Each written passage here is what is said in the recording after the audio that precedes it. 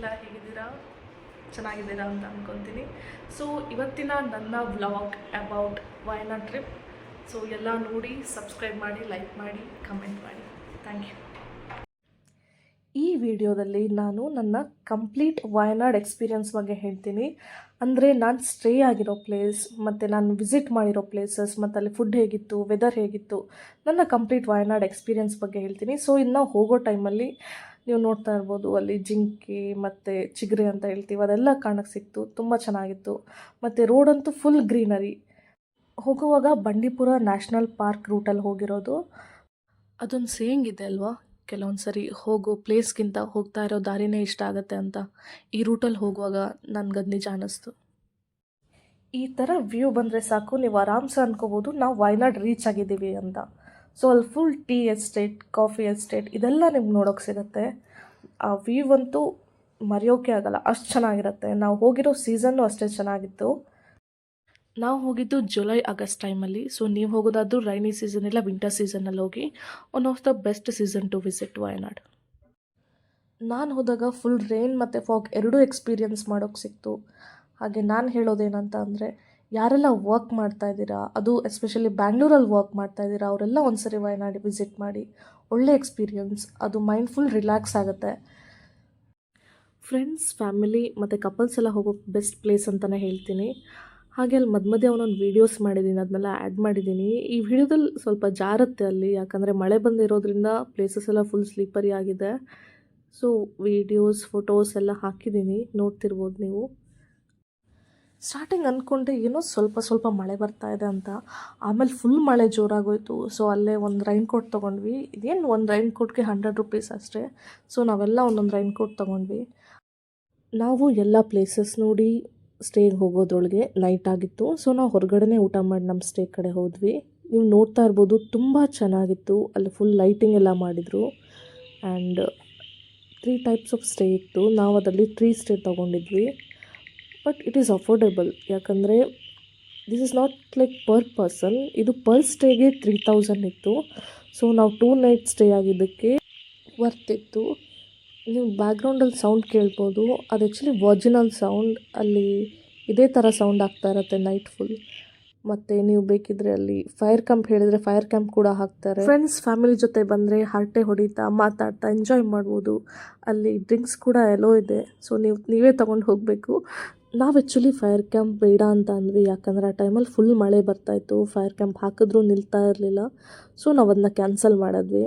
ಅಲ್ಲೇ ತುಂಬ ಹೊತ್ತು ಕೂತ್ಕೊಂಡು ಮಾತಾಡ್ತಾ ಒಂದು ಬೆಸ್ಟ್ ಮೆಮೊರೀಸ್ ತೊಗೊಂಡು ಬಂದ್ವಿ ಅಂತ ಹೇಳ್ತೀವಿ. ನೆಕ್ಸ್ಟ್ ಡೇ ಮಾರ್ನಿಂಗ್ ನಮ್ಮ ಸ್ಟೇ ನಿಯರ್ ಇರೋ ಒಂದು ಮೌಂಟೇನ್ ವಿಸಿಟ್ ಮಾಡೋಕ್ಕೆ ಹೋಗಿದ್ವಿ. ಸೊ ಮೌಂಟೇನ್ ಮೇಲ್ಗಡೆ ಹೋಗಬೇಕಾದ್ರೆ ಪ್ರೈವೇಟ್ ವೆಹಿಕಲ್ ಎಲ್ಲೋ ಇಲ್ಲ. ಫಾರ್ ಎಕ್ಸಾಂಪಲ್, ನೀವು ಬೈಕಲ್ಲೆಲ್ಲ ಹೋಗ್ತೀನಂದರೆ ಅವ್ರು ಎಲ್ಲೋ ಮಾಡಲ್ಲ. ಅಲ್ಲಿ ಜೀಪೆಲ್ಲ ಇರುತ್ತೆ. ಸೊ ಪರ್ ಪರ್ಸನ್ 500 ಚಾರ್ಜ್ ಮಾಡ್ತಾರೆ ಮೇಲೆ ಕರ್ಕೊಂಡು ಹೋಗಿ ಬರೋಕ್ಕೆ. ಸೊ ನಾವು ಜೀಪಲ್ಲಿ ಹೋಗಿಬಿಟ್ಟು ಮೇಲೆ ಒಂದು ಕಾಫಿ ಕೂಡ ತೊಗೊಂಡ್ವಿ. ಅಲ್ಲಿ ಕಾಫಿ, ಮ್ಯಾಗಿ ಎಲ್ಲ ಮಾಡ್ತಾಯಿದ್ರು. ಆ ವೆದರ್ಗೆ, ಆ ಕಾಫಿ ಮತ್ತು ಆ ವ್ಯೂ ಎಲ್ಲ ನೆಕ್ಸ್ಟ್ ಲೆವೆಲ್ ಇತ್ತು. ನೀವೆಲ್ಲ ಅದನ್ನೆಲ್ಲ ಎಕ್ಸ್ಪೀರಿಯೆನ್ಸ್ ಮಾಡಬೇಕು ಒಂದ್ಸರಿ. ಈ ಥರ ಪ್ಲೇಸಸ್ಗೆ ನೀವು ಅರ್ಲಿ ಮಾರ್ನಿಂಗ್ ಹೋಗಬೇಕು, ಯಾಕಂದರೆ ನೀವು ಅರ್ಲಿ ಮಾರ್ನಿಂಗ್ ಎಷ್ಟು ಬೇಗ ಹೋಗ್ತೀರಾ ಅಷ್ಟು ಒಳ್ಳೆಯ ವ್ಯೂ ಸಿಗುತ್ತೆ. ಸೊ ನಾನಿಲ್ಲಿ ಮಾಡಿರೋ ವೀಡಿಯೋಸ್ ಎಲ್ಲ ನಾನು ಇನ್ಸ್ಟಾ ಪೇಜಲ್ಲಿ ಹಾಕಿದ್ದೀನಿ. ಆ್ಯಂಡ್ ಇನ್ಸ್ಟಾ ID ನಾನು ಡಿಸ್ಕ್ರಿಪ್ಷನಲ್ಲಿ ಹಾಕಿರ್ತೀನಿ, ಪ್ಲೀಸ್ ಫಾಲೋ ಮಾಡಿ.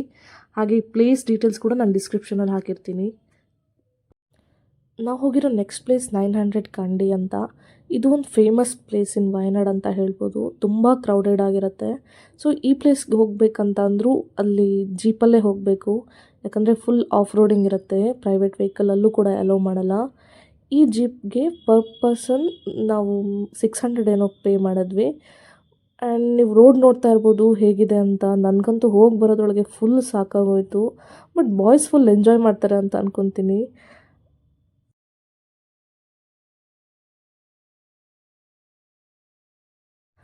ಒನ್ಸ್ ನಾವು ಅಲ್ಲಿ ರೀಚ್ ಆಗಿದ್ದ ಕೂಡಲೇ ಫಸ್ಟ್ ಹೋಗಿದ್ದೆ ಗ್ಲಾಸ್ ಬ್ರಿಡ್ಜ್ ನೋಡೋಕ್ಕೆ. ಸೊ ಅಲ್ಲಿ ಫುಲ್ ಕ್ರೌಡ್ ಇತ್ತು. ನಾವು ವೆಯ್ಟ್ ಮಾಡಬೇಕಾಗತ್ತೆ, ಯಾಕಂದರೆ ಅಲ್ಲಿ ಒಬ್ಬೊಬ್ಬರಿಗೆ 5 ಮಿನಿಟ್ಸ್ ಮಾತ್ರ ಟೈಮ್ ಕೊಡೋದು ವೀಡಿಯೋಸ್ ಆ್ಯಂಡ್ ಫೋಟೋಸ್ ತೊಗೊಳಕ್ಕೆ.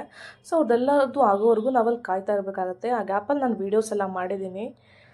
ಫೈನಲಿ ನನ್ನ ಟರ್ನ್ ಬಂತು. ಸೊ ನಾನು ಹೋಗುವಾಗ ವೀಡಿಯೋ ಮಾಡಿದ್ದೀನಿ.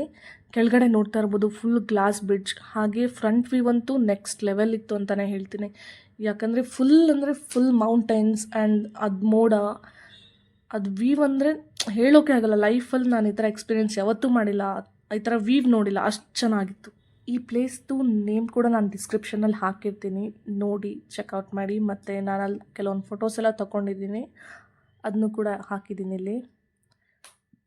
ಆ್ಯಂಡ್ ನೆಕ್ಸ್ಟ್ ಆ್ಯಕ್ಟಿವಿಟೀಸಲ್ಲಿ ಫುಲ್ ರೋಪ್ ಆ್ಯಕ್ಟಿವಿಟೀಸ್ ಇತ್ತು ಆ್ಯಕ್ಚುಲಿ.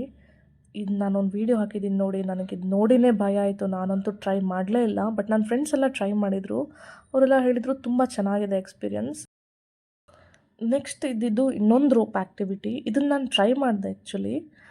ಇದೊಂಥರ ಡಿಫ್ರೆಂಟ್ ಆಗಿತ್ತು, ಬಟ್ ಕಾಲೆಲ್ಲ ತುಂಬ ನೋವು ಬಂದೋಯ್ತು ನನಗಂತೂ. ಆ್ಯಂಡ್ ಅಲ್ಲಿ ಕೇವ್ ಕೂಡ ಇತ್ತು, ಅಲ್ಲಿ ಒಳ್ಳೊಳ್ಳೆ ಫೋಟೋಸ್ ನೀವು ತಗೋಬೋದು ನೀವು ಹೋದರೆ ಮಾತ್ರ. ನಾನೊಂದು 4 ಫೋಟೋಸ್ ತಗೊಂಡೆ, ಅಲ್ಲಿ ಅದನ್ನ ಹಾಕಿದ್ದೀನಿ. ಆ್ಯಂಡ್ ಬೇರೆ ಬೇರೆ ಆ್ಯಕ್ಟಿವಿಟೀಸ್ ಎಲ್ಲ ಇತ್ತು, ನಾವು ಯಾವ ಟ್ರೈ ಮಾಡಲಿಲ್ಲ ಜಾಸ್ತಿ. ನೆಕ್ಸ್ಟ್ ಎಗೇನ್ ನಾವು ವಾಪಸ್ ಬರುವಾಗ ಆಫ್ ರೋಡಿಂಗ್ ಇತ್ತು, ಸೇಮ್ ಜೀಪ್ ಅವರೇ ಪಿಕ್ ಮಾಡ್ತಾರೆ.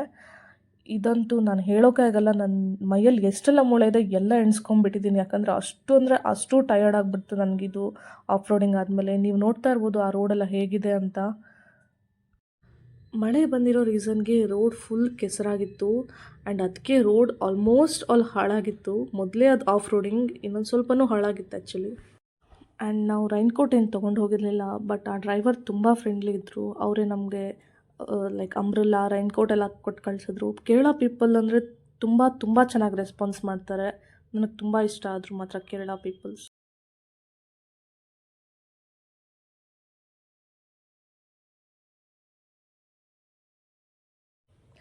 ಅಲ್ಲೇ ಕೆಳಗೆ ಬಂದರೆ ಒಂದು ಸಣ್ಣ ಹೊಳೆ ಇತ್ತು, ಅದ್ರದ್ದೊಂದು ವೀಡಿಯೋ ಮಾಡ್ಕೊಂಡಿದ್ದೀನಿ.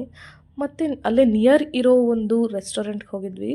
ಅಲ್ಲಿ ಫಿಶ್ ಮತ್ತು ಚಿಕನ್ ಬಿರಿಯಾನಿ ತೊಗೊಂಡೆ. ಆ್ಯಂಡ್ ಈ ವ್ಯೂ ನೀವು ನೋಡ್ತಾ ಇರ್ಬೋದು, ಅಲ್ಲೊಂದು ಸಣ್ಣ ಹೊಳೆ ಇದೆ. ಆ್ಯಂಡ್ ನಿಯರ್ ಒಂದು ಕಾಫಿ ಎಸ್ಟೇಟ್ ಇದೆ. ಆ್ಯಂಡ್ ಅಲ್ಲೊಂದು ಮೌಂಟೇನ್ ಕೂಡ ಇದೆ. ಇದು ಮಾತ್ರ ತುಂಬ ಚೆನ್ನಾಗಿತ್ತು. ಆ್ಯಂಡ್ ಆಲ್ಮೋಸ್ಟ್ ನೈಟ್ ಆಗಿತ್ತು ನಾವು ರಿಟರ್ನ್ ಆಗೋದ್ರೊಳಗೆ. ಹೋಮ್ ಸ್ಟೇಗೆ ಬಂದ್ವಿ. ಮತ್ತು ಎಗೇನ್ ನೈಟ್ ವ್ಯೂ ನೀವು ನೋಡ್ತಾ ಇರ್ಬೋದು ಎಷ್ಟು ಚೆನ್ನಾಗಿದೆ ಅಂತ. ಆ್ಯಂಡ್ ಈ ಹೋಮ್ ಸ್ಟೇ ಓನರ್ ಕೂಡ ತುಂಬ ಫ್ರೆಂಡ್ಲಿ ಆಗಿದ್ದಾರೆ. ನಾನು ಹೇಳಿದಾಗೆ ಇಲ್ಲಿ 3 ಡಿಫ್ರೆಂಟ್ ಸ್ಟೇಸ್ ಇದೆ. ಅದೇ ರೀತಿ ಪ್ರೈಸ್ ಕೂಡ ವೇರಿ ಆಗುತ್ತೆ. ಆ್ಯಂಡ್ ನಾನು ಈ ಸ್ಟೇದು ಡೀಟೇಲ್ಸ್ ನಾನು ಡಿಸ್ಕ್ರಿಪ್ಷನಲ್ಲಿ ಹಾಕಿರ್ತೀನಿ. ಯಾರಿಗಾದ್ರೂ ಹೋಗಬೇಕು ಅನಿಸಿದ್ರೆ ಪ್ಲೀಸ್ ಡಿಸ್ಕ್ರಿಪ್ಷನ್ ಚೆಕ್ ಮಾಡಿ. ಸೊ ನೆಕ್ಸ್ಟ್ ಡೇ ಮಾರ್ನಿಂಗ್ ನಾವು ಚೆಕ್ಔಟ್ ಆಗಬೇಕಿತ್ತು. ಆ್ಯಂಡ್ ಇದನ್ನ ಹೇಳಲೇಬೇಕು, ಅಲ್ಲಿ ಈ ಥರ ಹುಳ ಎಲ್ಲ ಇತ್ತು ಮರದಲ್ಲಿ, ಯಾಕಂದರೆ ಅದು ರೈನಿ ಸೀಸನ್. ಆ್ಯಂಡ್ ಹಾಗೆ ಬರುವಾಗ ಎಲಿಫೆಂಟ್ ಕೂಡ ಸಿಕ್ತು. ನಾವು ಅಲ್ಲಿ ನಿಲ್ಲಿಸಲಿಲ್ಲ, ಭಯ ಆಯಿತು. ಸೇಮ್ ಬಂಡೀಪುರ ರೂಟಲ್ಲೇ ನಾವು ರಿಟರ್ನ್ ಬಂದು. ಇದು ನನ್ನ ವಾಯನಾಡ್ ಜರ್ನಿ. ನಿಮಗೆ ಈ ವಿಡಿಯೋ ಇಷ್ಟ ಆದಲ್ಲಿ ಪ್ಲೀಸ್ ಸಬ್ಸ್ಕ್ರೈಬ್ ಮಾಡಿ, ಲೈಕ್ ಮಾಡಿ, ಶೇರ್ ಮಾಡಿ, ನಿಮ್ಮ ಮನಸ್ಸಿಗೆ ಕಮೆಂಟ್ ಮಾಡಿ. ನಾನು ನ್ಯೂ ಯೂಟ್ಯೂಬರ್ ಆಗಿರೋದ್ರಿಂದ ನಿಮ್ಮ ಫೀಡ್ಬ್ಯಾಕ್ ನನಗೆ ತುಂಬ ಇಂಪಾರ್ಟೆಂಟ್ ಆಗುತ್ತೆ.